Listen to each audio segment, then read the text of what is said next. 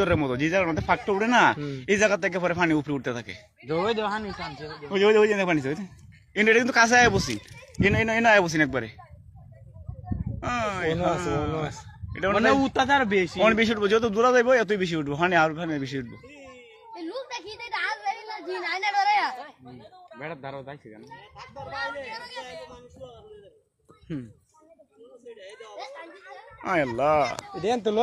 এমন তো অনেকটা দূরে গেছে এমন যে রাধাপুরে কাছাকাছি গেছে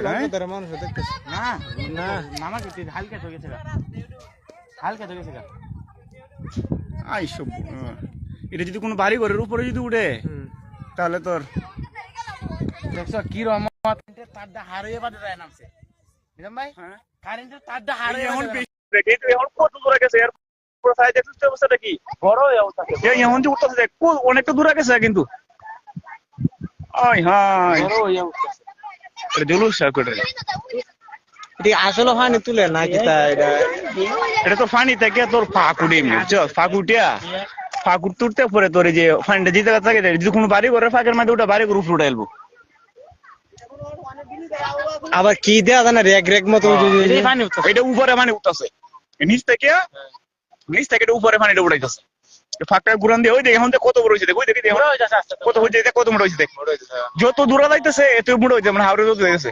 এই সব মনে হচ্ছে এখন যে অবস্থাটা দেখ ইয়া টাওয়ার হয়েছে টাওয়ার কেমন টাওয়ার কোয়ালিটি হয়েছে আমরা যাবো এখানে নৌকা স্টার্ট এখন দেখ এখন কত বড় হয়েছে দেখ নৌকার স্টার্ট আমরা এখানে যাবো আমি সরাসরি না না আমি লাইভে আই হাই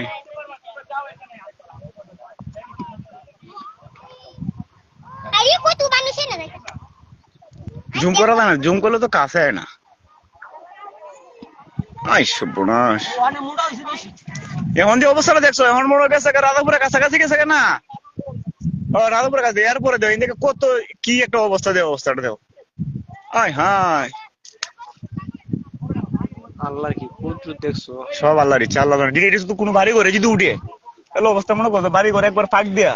সব ইয়া করে ফেলবো মাল গাছের মধ্যে মানে মাল গেল তোমার ঘর আলগোস উড়াই না একা তোমার কোনো জ্বর থাকতো না কোনো তুফান থাকতো না বাতাস থাকতো না তোমার এই যে এরকম ভাবে উড়াই লয়ে যাবো এখন তো অনেক দূরে গেছে হ্যাঁ দিনের অবস্থা খারাপ ভাই দেখে দেখ কি একটা অবস্থা যে দিনের অবস্থা খারাপ